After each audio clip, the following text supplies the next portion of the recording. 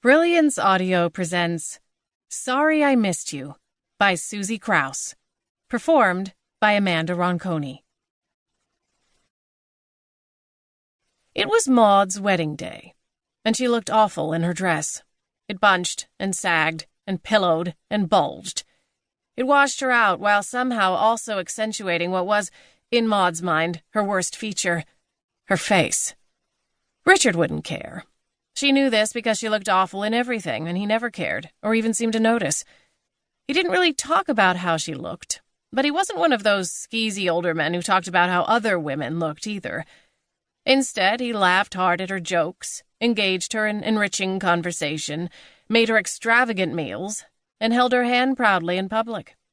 He absently played with her hair while they watched movies as though it were long and soft rather than short and wiry.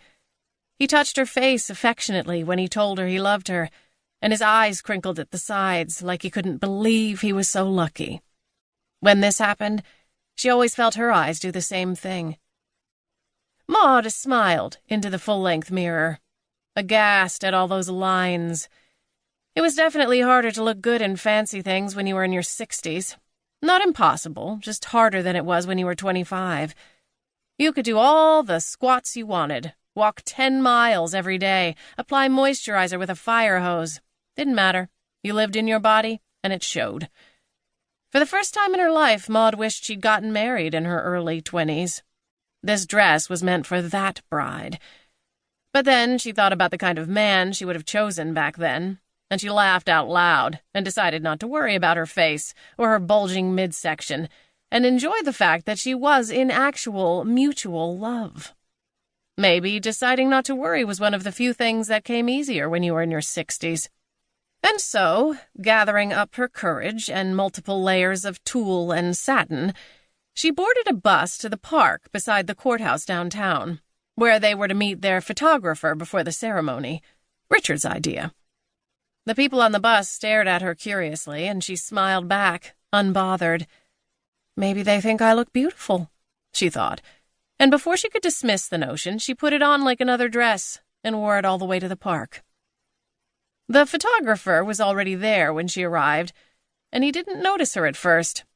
He was taking pictures of a tree for some reason, circling it slowly like it was the bride, rotating the camera and fiddling with it, spinning the little dials, stopping every so often to frown with consternation at the sun, like he hadn't expected it to be out at 2 p.m.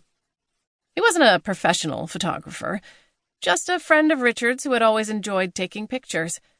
This meant that his services were going to be cheap, and that was the most important thing. Maude and Richard's wedding album would not be passed down from generation to generation.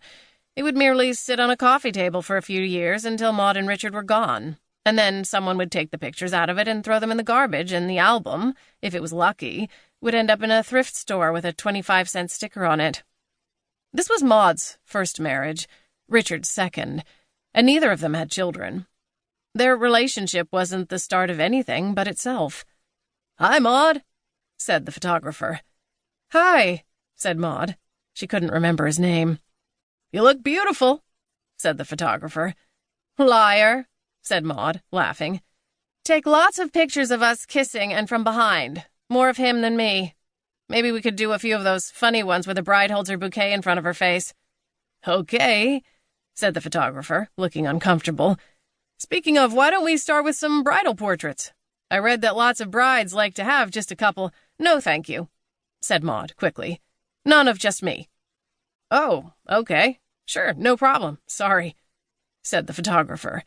He took another picture of the tree. "I'm just going to sit over there on that bench until my groom arrives," Maude said, giddy at the thought of Richard walking down the tree-lined path toward her, dressed in a suit, looking at her in that way he always did, like she was an angel and Jane Fonda and the only woman left on planet Earth. She arranged her pretty dress around her on the park bench and patted her hair and ran her ring fingers under her eyes to check for stray flecks of mascara. And then she sat. And sat. And sat. Until she began to wonder if she had misunderstood Richard when he'd said they should meet at this park.